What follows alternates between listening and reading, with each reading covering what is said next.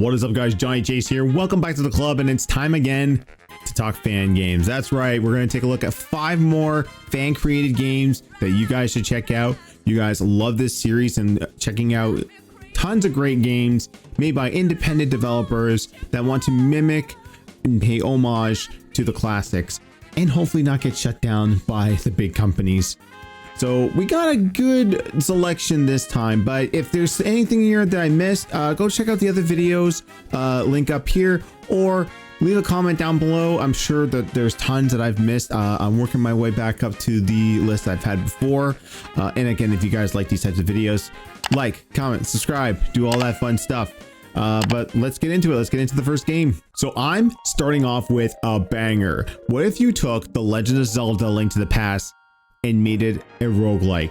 So I'm gonna bring to you guys Legend of Zelda: Dungeons of Infinity. So this is a game where you control Link, obviously, with the graphic styles of A Link to the Past, but the dungeons are all randomized. So it's a randomized dungeon, different weapons, different items, things you have to buy, different effects.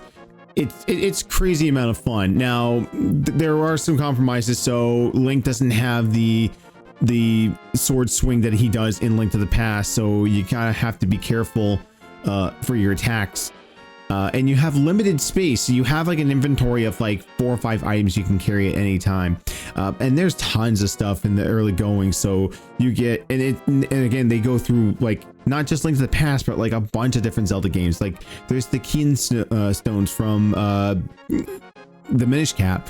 There's like these gems that you can throw into a Zora Lake to get even better items. And one of the crazy things is that with these treasure chests, you open them up, you can get bombs, hearts, rupees, which is your main commodity for this. You'll need rupees, especially when you get to that midpoint village, which I'll talk about in more detail soon. But there's also, you got to be careful with some of the chests too, because some of them will have curses, and the curses are randomized. So you could be cursed and hearts don't do anything. So you could pick up a heart and it doesn't heal you. And there's a specific way to lift the curse. You don't have to go through and kill a bunch of enemies or open up a bunch of chests for the curse to lift. Now, I haven't done a complete run of this. Going through and playing it is quite difficult, especially the later levels, if you don't build your Link up with enough defense and offense to get you through most of these dungeons. But I gotta tell you, like, there's so much love and care put into this, and some really, cool stuff as well. So like, enemies will randomly drop stuff like hearts and rupees and all that good stuff, as you do in Zelda games. But they've also added in some new stuff from older Zelda games. So the stopwatch drops from Zelda 1. This doesn't like make Link go all flashy, but it will freeze everyone in place and you can kill them in one hit. This one also plays a lot with the Super Nintendo soundboard, so there's a lot of stuff they put in from other games. So there are just random Mario stars around that will actually make Link invincible and take enemies out in one hit. There is the aforementioned village that you can get to, I think around like floor 6 or 7 of this dungeon, where it's a full-fledged city. There's a fetch quest you can do to get some more treasure. There's swords of a plenty. There's like weapons you can get, medallions, bombs, treasure chests, heart containers, tons of stuff in this place. And this guy put a whole lot of love and care into this game, so much so that he's actually in the game. There's a section within the first couple of dungeons where you can find him, and he makes little jokes that says like, I got put in jail because Nintendo doesn't like people that make games using their assets. But talk to him a few more times. He actually does give you a little gift to send you on your way. Not only that, but there's like a casino and a bar that you can go into. There's an arcade with fully functioning games. Like you can play the Atari 2600 Pitfall. You can play Berserk, or Zberk as it's titled here. And also, and I wasn't able to get into this playthrough, but like there's a game within a game. Like you can get to a Space Invaders clone inside Zberk. So there's like a game within a game within a game. It's like, how did they do this? It's crazy. But yeah, if you're into dungeon crawling and roguelikes and The Legend of Zelda, this is probably one of the best fan games I've found in a very long time. It's Legend of Zelda: Dungeons of Infinity. Go pick it up. So remember that Mega Man X series ends at 8 on the PS2, and you're like, man, we could have used another one, but not all 3D and, you know, not in the style of PS2. Well, maybe we've got a little bit of a compromise. There is a developer out there that has made Mega Man X8 Demake. So what he has done, he's taken the entirety of Mega Man X8 and reduced it to a Super Nintendo game. It's still got widescreen support for PC, but instead of playing like X8 does on PlayStation 2, it plays like Mega Man X on Super Nintendo. Now, the developer said he had to make some compromises. He can't put the full story in there. So I'll be honest, I've not played X8, so I don't know the full story and the mechanics there. I do know that if it's anything like 7, that you can switch between 3 different characters. You've got X, you've got 0, and you've got the new character Axel introduced into 7. But with this here, like, again, if you don't like the direction Capcom went in the PS2 era with Mega Man X and you just want a more traditional game, Mega Man X8 Demake might be that game for you. All the Maverick Hunters are here. The story is as fleshed out as you can just from X's perspective. Armor upgrades are here. All the power-ups are here. Air dashing, regular dashing already built in. And I gotta tell you, man, like in this game stuff too, like I gotta get through a few of these levels myself, but man, it gives me that itch that I haven't felt since playing the old school Mega Man X games back in my childhood. And I'm gonna be doing a full playthrough of this very soon. So again, if you guys are looking for a more traditional Mega Man X in the style of what they were back on the Super Nintendo, go check out Mega Man X8 Demake. Okay, so we mentioned one roguelike earlier with Zelda. How about another one, but with Pokemon? This is PokeRogue. Now the funny thing about this is that there is no executable, there is no third-party software you have to get. This game runs off of your browser, so you just go to PokeRogue.net, bam, everything's there, full controller support. So the premise of this is it's just strictly battles, so there's no overworld, there's no NPCs, nothing for you to interact with on like the traditional top-down map that you would see in traditional JRPGs or even, you know, traditional Pokemon games. So how this works is they have most, if not all, of the starters. Again, I apologize, I haven't played a whole lot of the later generations of Pokemon, like old school, like red, blue, yellow. Maybe a little bit of second and third gen in there. I have played some of the newer ones like Sword and Shield, but that's kind of like where my knowledge, my extensive knowledge of Pokemon stops. So you pick your starters, you have a point system, so you can pick up to 10 points to start off.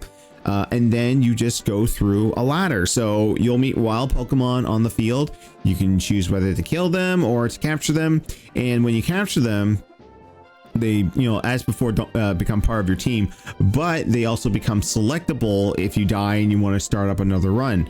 So they'll be selectable on your next run. Now, after every battle, you get a chance to, you know, start recuperating your Pokemon. Now you'll have the option to take one of 3 free items that can help her enhance your Pokemon. So you can get stuff like accuracy, X attack.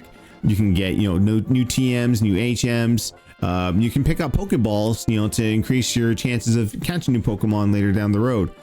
Sometimes you'll get potions and super potions. And then at the top, there is an actual shop where you can buy stuff. So as in before, you get a set amount of money when you start off on your journey. But the only way to get more money is to defeat trainers that you find along your path. Now, as before, like with the rock, paper, scissors nature of Pokemon, if you don't pick up the right team and the right abilities and, you know, rock, paper, scissors match them up to a Pokemon, you're going to start losing folks. But with this, it's like, it's a ton of fun. If you're looking for something, you know, quick and easy that you don't have to invest a whole lot of time into, like, you know, starting up another full game of Pokemon to try and catch them, or you just, you know, need like a quick session and hop in there and be like, I'm just going to play for like 20 minutes.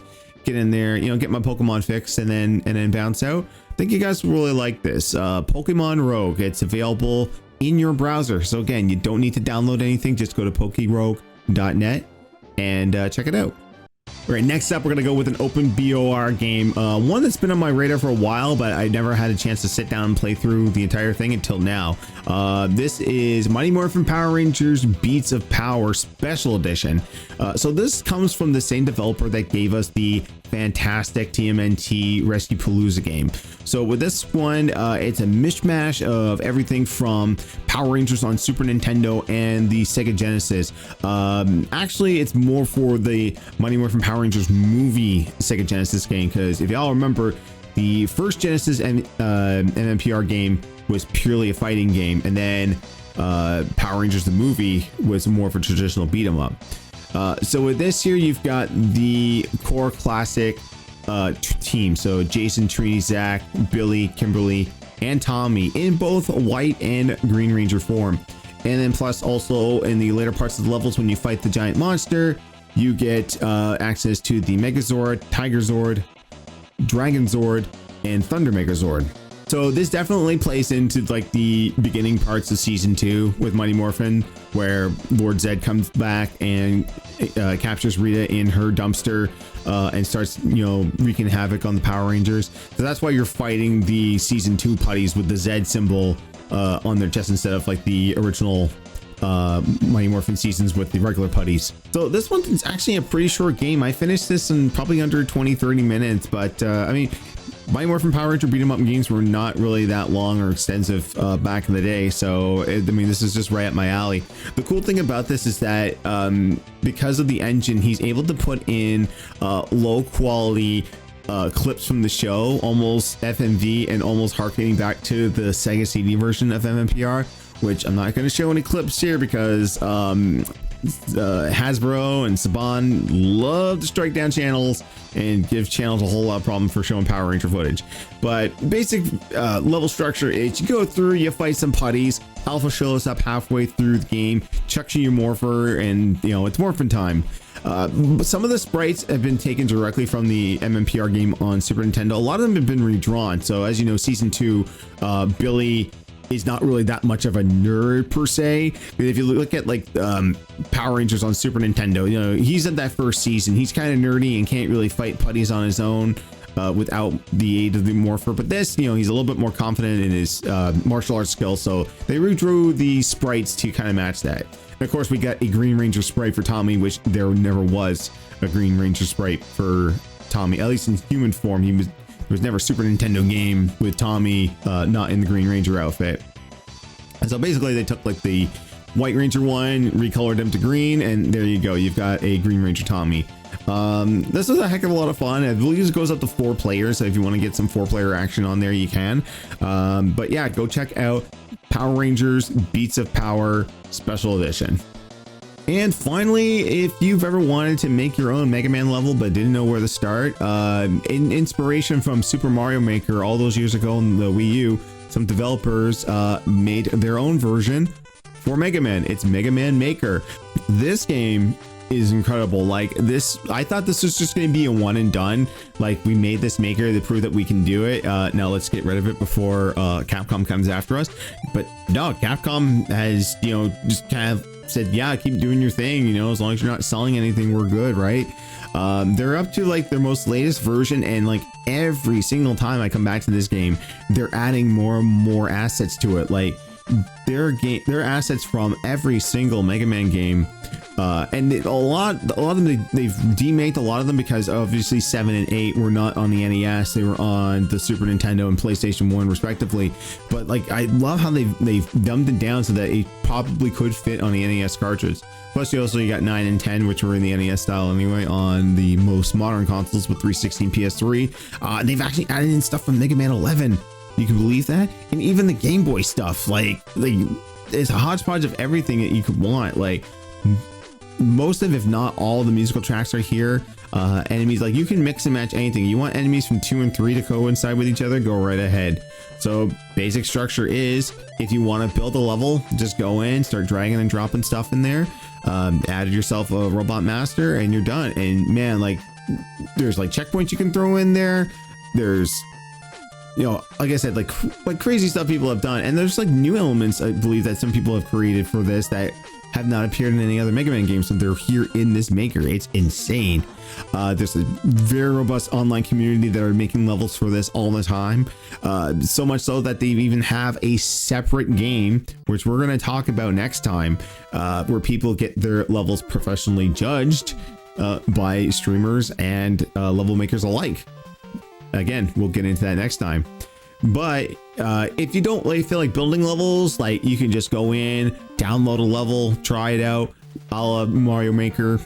Again, it's pretty crazy what they can do with this system, and I'm so happy that Capcom has not shut this project down. This is a project that has been running for several years now. I believe even like right around the time that Mario Maker 1 was released on the Nintendo Wii, they've had this idea. I've heard of other projects similar to this, but those unfortunately have been shut down by their various companies. But I love it when a company just says, you know what, just run with it. Again, if you're not trying to sell the property or make profits off of it, we're good with it. So here we are. We got Mega Man Maker.